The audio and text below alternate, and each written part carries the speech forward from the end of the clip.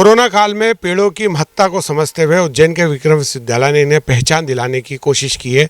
यहाँ पर आप देख सकते हैं जो विक्रम विश्वविद्यालय का बॉटनी डिपार्टमेंट है उसने एक ऐसी पहल की है जो अभी तक शायद ही देश में कहीं हो पाएगी।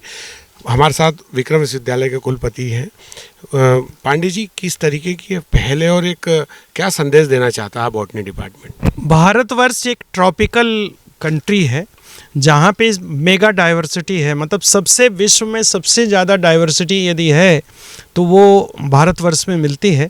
लेकिन धीरे धीरे जो नए सब्जेक्ट आते गए तो पुराने सब्जेक्ट्स के प्रति लोगों का लगाव थोड़ा दूर होता रहा। ख़ास तौर से विद्यार्थी जो है आज वनस्पति शास्त्र में एडमिशन कम लेते हैं, पढ़ना कम चाहते हैं।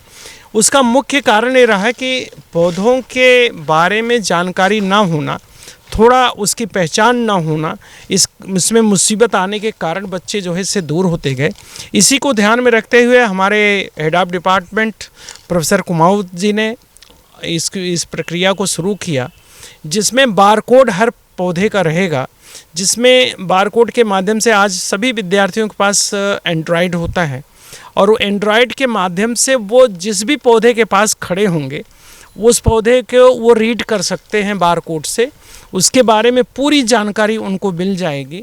और इसका एक महत्वपूर्ण पहलू है कि यदि वो पौधे को पहचानते हैं तो उनमें इंटरेस्ट जागृत होगा, और यदि इंटरेस्ट जागृत होगा तो इन पौधों का जो जैसे मेडिसिन में, दूसरे खाद्य पदार्थों में जो उपयोग होता है उसमें वो उस पर काम करेंगे और इससे पौधों का महत्व, उसका संरक्षण और संवर्धन दोनों ही चीज़ों में ये बहुत बड़ा योगदान ये देगा।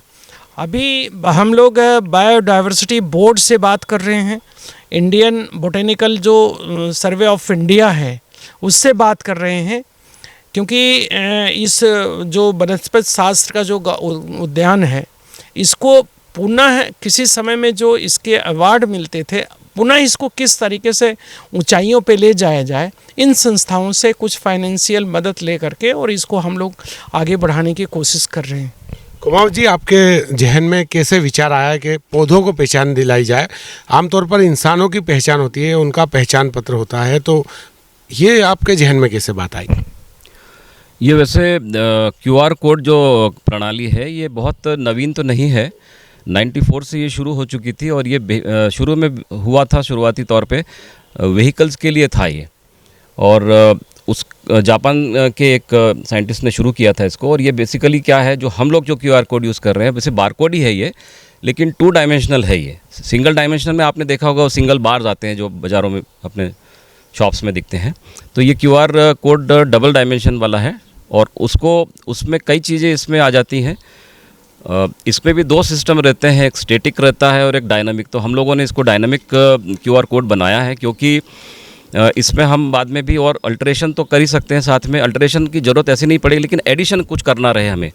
यानी क्या है, बेसिकली ये अपना एक आई कार्ड टाइप का है, हर प्लांट अपना परिचय दे रहा है। क्या क्या परिचय में क्या क्या जानकारी उसमें अगर जो हमने इंक्लूड की है जानकारियाँ, उसमें उसका साइंटिफिक नेम है ना, वैज्ञानिक नाम जो है उसका वो है, उसका कुल क्या है, किस फैमिली को बिलोंग करता है वो दिया है, और उसका कोई सिनोनिमस नाम हो, उसका दूसरा प्रचलित नाम रहा हो वो दिया है, और वर्निकुलर नेम जो रहता है उसका, जैसे जो प्रचलित नाम है उसका वो दिया है, और साथ में मेडिसिनल इम्पॉर्टेंस अगर है उस पौधे की तो वो दिया है। लेकिन इसको अभी हमको वर्गीकृत और करना है कि क्या ये पौधा ऑर्नामेंटल है, क्या ये मेडिसिनल प्लांट है, या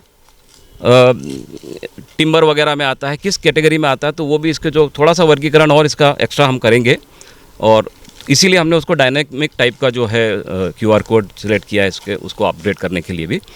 और मैं समझता हूँ कि काफ़ी जागरूकता बढ़ेगी इससे, और बच्चे भी खेल खेल में इनको कम से कम नाम जान जाएंगे कि भाई क्या है। और इनको अभी हमारा प्रयोजन है बॉटनिकल गार्डन से शुरू किया हमारे यूनिवर्सिटी के, फिर इसको हम पूरे कैंपस में करने वाले हैं, और कैंपस के बाद मैं चाहूँगा कि चूँकि अपने जैसे उज्जैन में वो बायोडाइवर्सिटी पार्क भी है, हालांकि फॉरेस्ट डिपार्टमेंट है, हालांकि फॉरेस्ट डिपार्टमेंट से भी हम लोगों का तालमेल बना रहता है, पर जो हमने वहाँ बायोडाइवर्सिटी पार्क बनाया है क्योंकि वहाँ विजिटर्स ज़्यादा आते हैं, तो जहाँ जन सामान्य ज़्यादा पहुँचता है वहाँ हम इसको ज़्यादा उपयोग में लाएंगे। क्योंकि छोटे बच्चे कोई आ रहे हैं, कोई भी हम मोबाइल सबसे खेलते हैं, तो देखेंगे वो परिचय मिलेगा उनको, और हर पेड़ अपनी आइडेंटिटी देगा कि मैं ये हूँ, मेरा ये फंक्शंस है, मेरे पास ये क्वालिटीज़ हैं। तो और यहाँ भी जैसे मॉर्निंग वॉकर्स आते हैं हमारे यहाँ कैंपस में, तो ये सब हमारे कुलपति साहब के ही प्रोत्साहन से संभव हुआ है, क्योंकि वो कहते रहते हैं हमें कि आप कुछ नया करें, कुछ और करें, और जो सोसाइटी से जुड़े, सोसाइटी की ऐसी रिसर्च होनी चाहिए या ऐसा काम होना चाहिए जो सोसाइटी जिसमें इंटरेक्ट कर सके या उनको हम साथ ले सकें। तो ये प्रेरणा उनसे भी हमें प्राप्त होती रहती है, और उन्हीं का ये थोड़ा सा मार्गदर्शन भी रहा। बॉटनिस्ट तो वो हैं भी, और सतत उनका दौरा जो है बॉटनी डिपार्टमेंट में रहता है, और इस तरह से कई चीज़ें वो बताते रहते हैं कि हम ये भी करें, वो भी करें। और हमारी एक पूरी टीम है जिसमें डॉक्टर वाणी हैं, मुकेश वाणी, ये इन्हीं के अथक प्रयास से हुआ है। और साथ में हमारे और भी हैं कुछ गेस्ट फैकल्टीज़, जैसे डॉक्टर चित्रा कड़ेल हैं, बॉटनी की हैं, डॉक्टर जगदीश शर्मा, डॉक्टर पराग दलाल, डॉक्टर निहाल सिंह, इन सब ने मिलके किया है। मतलब एक टीम वर्क है, कभी भी अकेला आदमी कुछ नहीं कर सकता। योजनाएं आती हैं लेकिन उसमें टीम वर्क रहता है, और हायर अथॉरिटी से यदि आपको एकदम ग्रीन सिग्नल मिल जाता है तो चांसेस ज़्यादा अच्छे रहते हैं उसके। तो सर का भी हमें वो मिला, और इस तरह से हमने किया। कहते हैं कि शुरुआत बेहतर हो तो अंजाम खूबसूरत होता है। उज्जैन का विक्रम विश्वविद्यालय इसी पंक्ति को चरितार्थ करने में जुटा हुआ है। Vikram Singh Jat, ABP news, Ujjain.